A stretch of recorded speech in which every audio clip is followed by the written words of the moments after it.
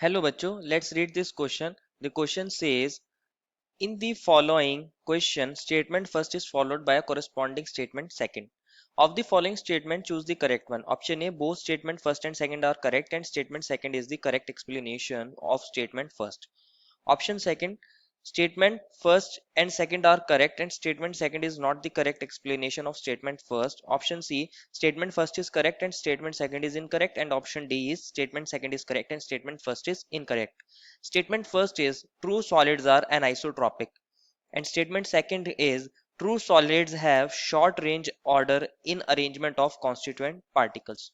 बच्चों इस क्वेश्चन में हमसे पूछा गया है दो स्टेटमेंट्स के बारे में कि इनमें से कौन सी स्टेटमेंट सही है या दोनों सही है, और अगर दोनों सही है तो क्या सेकंड स्टेटमेंट हमारी फर्स्ट स्टेटमेंट का करेक्ट एक्सप्लेनेशन है या फिर नहीं है। तो फर्स्ट ऑफ ऑल बात करते हैं इस क्वेश्चन में हमारे की कंसेप्ट क्या होगा हमारा इस क्वेश्चन में बच्चों, एनाइसोट्रॉपिक इन नेचर। जो एनाइसोट्रॉपिक का मतलब क्या होता है, हमारे पास किसी सॉलिड के अंदर अगर डिफरेंट डायरेक्शन के अंदर डिफरेंट फिजिकल प्रॉपर्टीज हमें देखने को मिलती हैं तो उसी को हम एनाइसोट्रॉपिक बोलते हैं। That is directional dependent properties. ये प्रॉपर्टीज क्या क्या हो सकती हैं, like refractive index, resistance, conductance, ये सब प्रॉपर्टीज हमारी एनाइसोट्रॉपिक होती हैं अगर ये डायरेक्शन के साथ वेरी करती हैं। तो इस चीज को बोला जाता है एनाइसोट्रॉपिक इन नेचर। और हमारे पास क्रिस्टलाइन सॉलिड्स क्या होते हैं, एनाइसोट्रॉपिक नेचर के होते हैं, और एमॉर्फस सॉलिड आइसोट्रॉपिक नेचर के होते हैं। बच्चों ट्रू सॉलिड्स हमारे क्रिस्टलाइन सॉलिड्स को ही बोलते हैं। जो हमारे पास क्रिस्टलाइन सॉलिड्स होते हैं उन्हीं को क्या बोलते हैं, ट्रू सॉलिड्स बोलते हैं।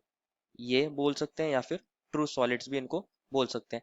हमारे पास जो क्रिस्टलाइन सॉलिड्स होते हैं इसके अंदर बच्चों long ordered arrangement of particles होता है, long order arrangement of particles, और एक रेगुलर फैशन में होते हैं सारे पार्टिकल्स। कंसिडर करिए मेरे पास कोई क्रिस्टलाइन सॉलिड है जिसके अंदर दो टाइप के पार्टिकल है, मैं इसको ऐसे दिखा रहा हूँ। ये हमारे कुछ पार्टिकल हैं इसके अंदर, इसकी लैटिस के अंदर, और ये हमारे पास अगेन पार्टिकल्स हैं, और यहाँ पर भी कुछ पार्टिकल्स हैं।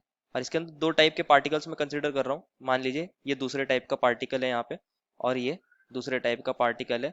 अगर इसके अंदर हम ध्यान देंगे तो इसके अंदर बच्चों ये रेगुलर अरेंजमेंट ऑफ पार्टिकल्स है और लॉन्ग ऑर्डर देखने को मिलता है हमें इसके अंदर। अब एनाइसोट्रॉपिक का मतलब क्या होता है बच्चों, एनाइसोट्रॉपिक का मतलब होता है अगर आप डिफरेंट डायरेक्शन में जाते हो तो आपको प्रॉपर्टीज में चेंज देखने को मिलता है, फिजिकल प्रॉपर्टीज में चेंज देखने को मिलता है। लाइक हमारे पास कंडक्टेंस हो सकता है, रेजिस्टेंस हो सकता है, रिफ्रैक्टिव इंडेक्स, उन प्रॉपर्टीज में चेंज आना डायरेक्शन के साथ, इसी को बोलते हैं एनाइसोट्रॉपिक इन नेचर। अगर आप ध्यान दोगे, अगर मेरा मॉलिक्यूल मैं इसमें ये ए बी एक्सिस कंसिडर करूं, ए बी लाइन कंसिडर करूं, इसके लाइन के अराउंड मेरे पास प्रॉपर्टीज डिफरेंट होंगी क्योंकि यहाँ एक पर्टिकुलर टाइप के पार्टिकल्स हैं। लेकिन मैं वहीं कंसिडर करूँ मेरे पास एक और लाइन है सी डी और इसके अराउंड यहाँ पार्टिकल्स देखना चाहूंगा, तो यहाँ बच्चों कुछ और अरेंजमेंट देखने को मिल रहा है मुझे, तो इसके अंदर इस डायरेक्शन में प्रॉपर्टीज वेरी कर जाएंगी। इस टाइप के नेचर को बोलते हैं एनाइसोट्रॉपिक इन नेचर। तो हमारे पास स्टेटमेंट फर्स्ट में कहा गया था ट्रू सॉलिड्स एनाइसोट्रॉपिक होते हैं, ये बात बिल्कुल सही है।